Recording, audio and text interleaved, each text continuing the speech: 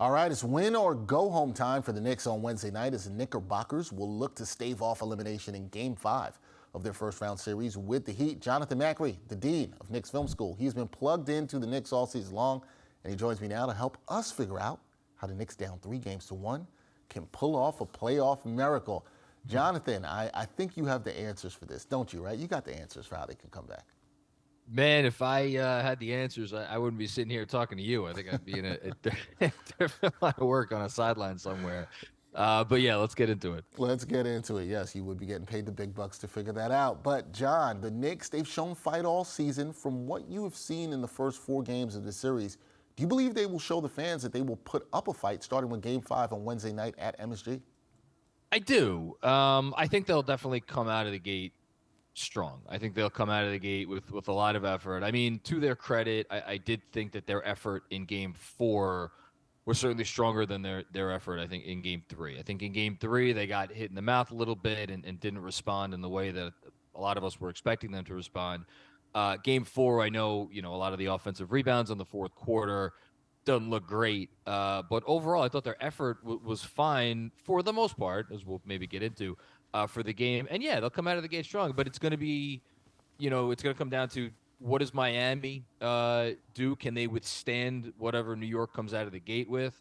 And if Miami punches back, and this is a tight game, or even Miami, takes a lead after 1 or in the first half, how does New York then respond? Do they have the character and the mettle to say, okay, let's keep fighting, as opposed to, our vacations are around the corner? Yeah, we will see if they have the fight tonight at MSG. Now, following the game for a loss, Jonathan, there was a lot of talk about the defensive effort of Julius Randle, or lack of defensive effort by the Knicks forward. How did you evaluate Randle's defense in Game 4, and where do you think he can be better in Game 5 and possibly beyond? Yeah, I mean, the unfortunate part with Randle is you see it, you don't love it that it's happening in the second round of the playoffs. But for anybody who's watched this player since he's been here and really throughout his entire career, I mean, nothing that you saw there was shocking. And I think that's part of the problem, the biggest part of the problem. And I think that's what made so many fans not only upset, but genuinely concerned, because, this season, part of what's been nice about it is it kind of answered, or it seemed to answer, a lot of long-term questions. Can you go forward with this core? And to see Randle kind of revert back to some of the stuff we've seen over the years was unsettling, both in the present moment and then big term in terms of, or long term. And then in terms of, what he could do to be better, just be on point with your rotations, execute closeouts, all the little things that some Knicks do, and we need him to do as well. Yeah, all the little things matter in this series, matters on defense. We'll see if he's able to do that in Game 5. Now, Mitchell Robinson, he would appear to be one of the Knicks players that needs to find his game for them to have a chance. He's been outplayed by Bam Adebayo in this series after a stellar play in the first round. So how crucial is Robinson to turning the Knicks, to the Knicks turning this series around? Not him turning it around, but the Knicks being able to turn this series around. How crucial is Robinson's play? That's a tougher one for me. I mean, Randle, it's easy. Just play with more effort, play better, hit some shots. Mitch, I think a lot of us coming off of the Cleveland series were so impressed with his play, justifiably so, because he was arguably the best player in that series, that maybe we didn't spend enough time wondering, is this a series where Mitchell Robinson is able to excel? Hartenstein was the better of the two centers against the Heat, I think, for much of the regular season. I think he's been the better of the two centers in the series so far. But I also think we need to give credit to the Heat, because I have to think, they watched the same games that we did against the Cavs, and they knew Mitchell Robinson was the difference in that series. And I think they came into this saying, for as much as Jalen Brunson is the head of the snake, in a way, Mitchell Robinson, specifically on the offensive glass, is responsible for so much of what makes the Knicks the Knicks.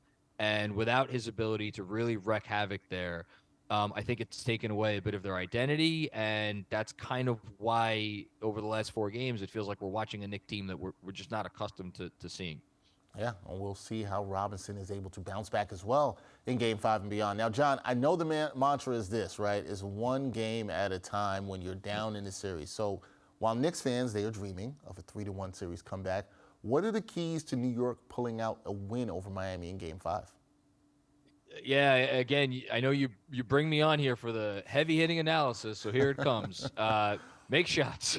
you know, well, it's twofold. When they're on offense, obviously it's making shots, and like I know the percentage from deep was better last game. I think they ended up hitting 38% of their threes, and certainly did well inside the arc. They still only came away with 9 3-point shots, and Miami's mantra coming into the series has not changed one bit. We're going to let you take threes. We're going to let you take as many threes as you want. Most of those threes will be open.